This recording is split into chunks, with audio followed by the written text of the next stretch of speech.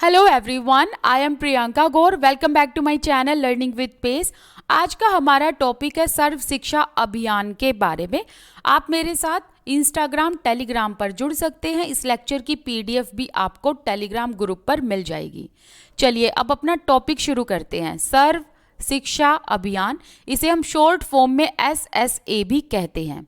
ये हमारे भारत का एक फ्लैगशिप प्रोग्राम था। फ्लैगशिप प्रोग्राम ऐसे प्रोग्राम होते हैं जिसमें देश के जो मेजर कंसर्न हैं उनको एड्रेस किया जाता है, जैसे कि एजुकेशन, हेल्थ, इरिगेशन, एनवायरनमेंट। तो ऐसे ऐसे जो मेजर कंसर्न होते हैं उनको एड्रेस किया जाता है फ्लैगशिप प्रोग्राम में। ऐसे प्रोग्राम में से एक प्रोग्राम ये लाया गया जिसका नाम था सर्व शिक्षा अभियान, एंड इसमें एड्रेस किया गया था शिक्षा को, दैट मीन्स एजुकेशन को। ओके इसका मेन एम क्या था? इसका मेन एम ये था कि जो एक टाइम बाउंड पीरियड है हमारे पास, उस टाइम बाउंड पीरियड में हमें यूनिवर्सलाइजेशन ऑफ एलिमेंट्री एजुकेशन को अचीव करना है। यूनिवर्सलाइजेशन ऑफ एलिमेंट्री एजुकेशन, ये बात किस में कही गई है? 86th अमेंडमेंट में। 86th अमेंडमेंट में ये कहा गया कि जो बच्चे 6 से 14 साल की उम्र के हैं इनको फ्री एंड कंपलसरी एजुकेशन दी जाएगी, एंड इन बच्चों को एलिमेंट्री एजुकेशन कंप्लीट कराई जाएगी, राइट। एंड ये एक फंडामेंटल, एक मौलिक अधिकार बनाया गया, एंड इसको लिखा गया 21A आर्टिकल पार्ट नंबर 3 में, ठीक है। एंड SSA सर्व शिक्षा अभियान, इसको आप ये कह सकते हो ये ऐसा मूवमेंट था, that means education for all, ठीक है। ये ऐसा मूवमेंट था। तो नाम है ना, देखो, सर्व शिक्षा अभियान। सर्व में कौन आ गए? सब लोग आ गए, ऑल, ठीक है।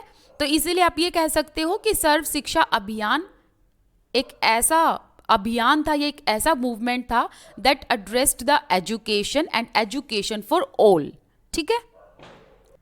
SSA का मेन एम ये था कि 2010 से पहले पहले universalization of elementary education, universalization of elementary education को अचीव किया जाए।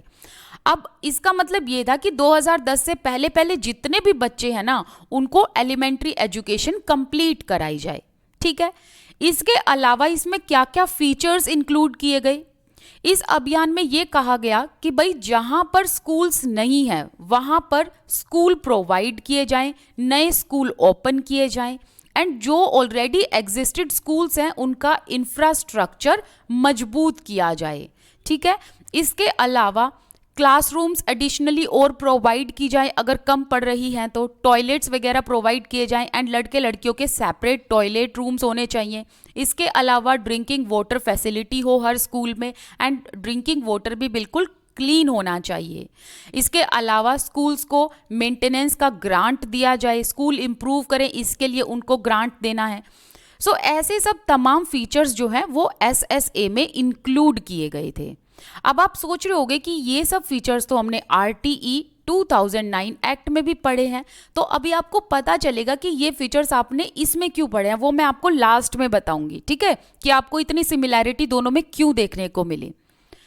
अब सर्व शिक्षा अभियान में ये भी कहा गया कि एलिमेंट्री एजुकेशन में क्वालिटी को इम्प्रूव किया जाए, ठीक है। बच्चों को लाइफ स्किल्स दी जाए। लाइफ स्किल्स का मतलब है जैसे कि अलग अलग तरह की ट्रेनिंग दी जाए, जैसे कि मैकेनिक ट्रेनिंग दी जाए, कारपेंटर की ट्रेनिंग दी जाए, ऐसे अदर चीज़ों की ट्रेनिंग दी जाए ताकि बच्चे आगे जाकर कोई ना कोई ऑक्यूपेशन वो ग्रैस्प कर लें।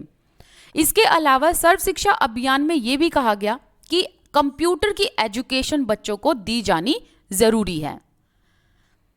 इस स्कीम के थ्रू ये भी कहा गया कि जो गवर्नमेंट स्कूल्स हैं ऑल ओवर द कंट्री उनकी एजुकेशन को इम्प्रूव किया जाएगा। देखो, यूजुअली ये कहा जाता है ना कि गवर्नमेंट स्कूल्स में अच्छे से पढ़ाई लिखाई नहीं होती, बस इसी चीज़ को चेंज करना चाहते थे इस अभियान के थ्रू कि भाई जो गवर्नमेंट स्कूल्स हैं उसमें जो एजुकेशन प्रोवाइड की जा रही है उसकी क्वालिटी और अच्छी हो और बेहतर हो। इस अभियान के थ्रू ये भी कहा गया कि सोशल जस्टिस को प्रमोट किया जाएगा। कैसे प्रमोट किया जाएगा? देखो, क्या होता था कि जो रिच पीपल के बच्चे हैं वो तो अच्छे अच्छे स्कूलों में जाकर पढ़ लेते थे, लेकिन जो पुअर चिल्ड्रन हैं वो डेप्राइव्ड हो जाते थे एजुकेशन से। सो इस अभियान के थ्रू ये कहा गया कि बेसिक एजुकेशन सभी बच्चों को मिलेगी, मतलब वो बच्चे भी जो पुअर चिल्ड्रन हैं, ठीक है। इसके अलावा जो बच्चे डिसएडवांटेज्ड सेक्शन से हैं या जो बच्चे माइनॉरिटी ग्रुप से बिलोंग करते हैं, सभी को एजुकेशन दी जाएगी। एंड जब सभी बच्चे पढ़ेंगे तो ये क्या होगा? एक सोशल जस्टिस होगा सभी बच्चों के साथ। तो इस स्कीम के थ्रू सोशल जस्टिस को भी प्रमोट करने की कोशिश की गई थी। एंड ये जो अभियान था ये यूनियन की ही जिम्मेदारी नहीं थी, बल्कि इसको स्टेट, सेंट्रल, लोकल गवर्नमेंट पर रिस्पॉन्सिबिलिटी डाली गई एंड तीनों लेवल पर काम किया गया था एंड इस स्कीम को कॉन्करेंट लिस्ट में जोड़ा गया था। नेक्स्ट, जो जेंडर बायसनेस थी, इस बायसनेस को खत्म करना था इस अभियान के थ्रू। क्या होता था कि लड़के तो फिर भी पढ़ लेते थे, लड़कियों को घर के काम में and with in the 4 walls उनको घर में ही रखा जाता था, लेकिन इस अभियान के थ्रू ये कहा गया कि लड़कियों को भी एजुकेशन दी जाएगी एंड विमेन का स्टेटस जो है उसको चेंज किया जाएगा। कैसे चेंज किया जाएगा? अगर हम लड़कियों को एजुकेशन देंगे तो विमेन का स्टेटस अपने आप चेंज हो जाएगा, ठीक है। लड़कियां बाहर जाएंगी, जॉब करेंगी, अपने पैरों पर खड़ी होंगी। फिर नेक्स्ट ये कहा गया कि ऐसे हैबिटेशन का मतलब जहां पर लोग रहते हैं, ऐसे हैबिटेशन जहां पर अगर स्कूल फैसिलिटीज नहीं है वहां पर नए स्कूल को ओपन किया जाएगा। इस स्कीम में यह भी कहा गया कि जहां पर ऑलरेडी एग्जिस्टेड स्कूल्स हैं उनके इंफ्रास्ट्रक्चर को और ज्यादा मजबूत किया जाएगा, जैसे कि ड्रिंकिंग वाटर फैसिलिटीज प्रोवाइड की जाएगी। इसके अलावा क्लासरूम्स एंड टॉयलेट्स एडिशनली बनवाए जाएंगे। इसके अलावा बच्चों को फ्री में यूनिफॉर्म एंड टेक्स्ट बुक दी जाएंगी। इसके अलावा जहां पर जिन स्कूल्स में टीचर्स की कमी है वहां पर टीचर्स को अपॉइंट किया जाएगा एंड बच्चों का जितना रेशियो उस रेशियो के हिसाब से टीचर्स रखी जाएंगी। एंड रेशियो की बात हमने ऑलरेडी RTE एक्ट 2009 में पढ़ लिया था। इस अभियान के थ्रू स्पेशल नीड्स या ये कह लो डिफरेंटली एबल्ड जो बच्चे हैं उनको एजुकेशन दी जाएगी, उनके लिए भी एजुकेशन को प्रमोट करना है। एंड दिस प्रोग्राम एंश्योर्स कि हमारे भारत में जो एजुकेशन दी जाए वो क्वालिटी एजुकेशन हो, ठीक है। क्वांटिटी से ज्यादा क्वालिटी मैटर करती है। The SSA scheme initiated, SSA scheme में ये जो एक स्लोगन है, ये जो प्रोग्राम है, ये भी इनिशिएट किया गया 2014 में। पढ़ेगा भारत तभी तो बढ़ेगा भारत, है ना। तो इसका नाम है पढ़े भारत बढ़े भारत।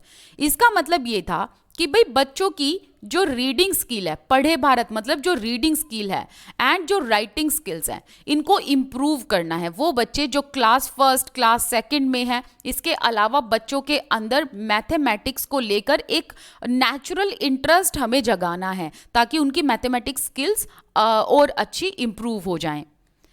नेक्स्ट, इस प्रोग्राम का जो मेन एम था वो ये था कि बच्चे पढ़ते वक्त, लिखते वक्त इंजॉय करें। ऐसा ना लगे उनको कि बस हाँ उनका ये सिर्फ काम है, सिर्फ पास होने के लिए उनको ये करना है, ऐसा नहीं होना चाहिए। बच्चों को इंजॉयमेंट होनी चाहिए while reading and writing and ऐसी एजुकेशन जो बच्चे रियल लाइफ से जोड़ सके एंड उसमें रियल पर्सपेक्टिव डाल सके। इसके अलावा पढ़े भारत बड़े भारत ये जो प्रोग्राम है इसमें एम्फेसाइज किया गया बच्चों के लिटरेचर को इम्पोर्टेंस दी गई ताकि बच्चे आगे जाकर राइटर बन सकें, रीडर बन सकें, ठीक है। नेक्स्ट है the ministry of human resources and development mentions that SSA seeks to being equal opportunity in education to children of people belonging to SC ST Muslim minority landless agriculture labourer etcetera. तो ये जो SSA अभियान है इसमें यह भी देखा जाएगा कि सभी को इक्वल अपॉर्चुनिटी मिले एजुकेशन में। मतलब मेन एम बेसिकली ये था कि कोई भी बच्चा एजुकेशन से डिप्राइव ना रहे, वंचित ना रहे, चाहे वो SC ST से बिलोंग करते हों बच्चे, मुस्लिम माइनॉरिटी से, या फिर जो लैंडलेस एग्रीकल्चरल लेबरर्स हैं, मतलब वो मजदूर जिनके पास खेती बाड़ी के लिए कुछ है ही नहीं, जमीन ही नहीं है, ठीक है, जो EWS पीपल हैं। इसके अलावा वो बच्चे जो बिल्कुल पुअर हैं तो उन सभी को एजुकेशन दी जाएगी। ये इनका मेन एम था, लेकिन ये एम पूरा होना था बाय 2010। इसके अलावा जो यूनिवर्सलाइजेशन ऑफ एलिमेंट्री एजुकेशन है, इसका मेन एरिया क्या था? देखो, यूनिवर्सल एक्सेस, मतलब सभी बच्चों को स्कूल में लाया जाए एंड मतलब बिल्कुल एडमिशन लेते वक्त कोई बच्चों को परेशानी ना हो, इजीली एडमिशन हो जाए। जैसे बच्चों के पास अगर सपोज करो बर्थ सर्टिफिकेट नहीं है तो भी उनको एलिमेंट्री एजुकेशन देने से रोका ना जाए, उनको एलिमेंट्री एजुकेशन में एडमिशन दिया जाए। इसके अलावा यूनिवर्सल एनरोलमेंट हो, बच्चे आए एडमिशन लें। इसके अलावा यूनिवर्सल रिटेंशन हो। देखो, एनरोलमेंट इज इजी कि हम बच्चों को स्कूल में ले आए, उनका एडमिशन करा दिया हमने, लेकिन retention is very much important. Retention का मतलब है कि बच्चे रेगुलर आए, रेगुलर अटेंडेंस लगाएं, रेगुलरली आकर पढ़ें एंड क्लास में वो बोरियत फील ना करें। तो इसीलिए क्वालिटी एजुकेशन पर एम्फेसाइज किया गया थ्रू दिस अभियान। एंड जो एजुकेशन दी जाएगी एलिमेंट्री लेवल पर सभी बच्चों को, उसमें क्वालिटी होनी चाहिए। अब 2010 से पहले इन्होंने कैसा पर्सपेक्टिव सेट किया था? इन्होंने सोचा था कि भाई एक काम करेंगे, जो 2007 है, इस अभियान के थ्रू 2007 तक हम जितने भी बच्चे जो एलिमेंट्री एजुकेशन में होंगे उनको 5 year of elementary school complete करा देंगे। एंड 2010 तक आते आते हमें इस अभियान को पूरा सक्सेसफुल करना है ताकि सभी बच्चे 8 ईयर ऑफ स्कूलिंग को कंप्लीट कर लें। अब 5 ईयर का मतलब है फर्स्ट से लेके 5th क्लास एंड 8 ईयर का मतलब है फिर 6 टू लेके 8th क्लास, ये कंप्लीट कर लें बच्चे एंड रिस्पेक्टिव ईयर्स में। ये इनका मेन मिशन था। लेकिन ये प्लान उतना सक्सेसफुल नहीं हो पाया, जितना सोचा गया था। तो ये प्लान सक्सेसफुल नहीं हुआ, इसीलिए इस प्लान के बाद में जो है आया RTE एक्ट। RTE एक्ट को लागू किया गया। RTE एक्ट के थ्रू जो भी SSA में कहा गया, जो भी ऑब्जेक्टिव SSA के रखे थे, उन सभी ऑब्जेक्टिव्स को पूरा करने की कोशिश की गई थी। ठीक है, तो RTE एक्ट जो है it came into effect on 1st of April 2010। And क्यों लाया गया था? To make SSA more successful. ठीक है, ताकि ये और ज्यादा सक्सेसफुल हो सके, क्योंकि SSA ये जो अभियान था ये उतना सक्सेस नहीं हो पाया विद इन टाइम पीरियड, वो सभी चीजें इतनी अचीव नहीं हो पाई। तो इसीलिए सोचा कि अब एक काम करते हैं, ये जो RTE एक्ट है इससे SSA को सक्सेसफुल करते हैं। तो आप ये कह सकते हो कि SSA जो है और RTE जो है वो मर्ज कर दिया गया, इन दोनों को मर्ज कर दिया गया। ठीक है, आई होप अब आप समझे होंगे कि RTE एक्ट क्या था, SSA क्या था, राइट। इसके अलावा मैंने मिड डे मील स्कीम के बारे में आपको बता दिया। कहीं पर कोई डाउट है तो मुझे ज़रूर बताना।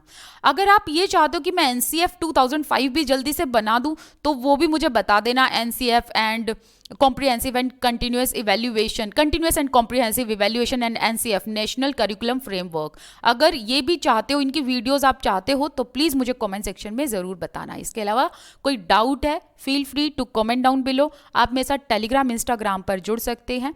चलिए मिलते हैं नेक्स्ट वीडियो में। Till then bye bye. Thank you so much for watching this video. Thank you.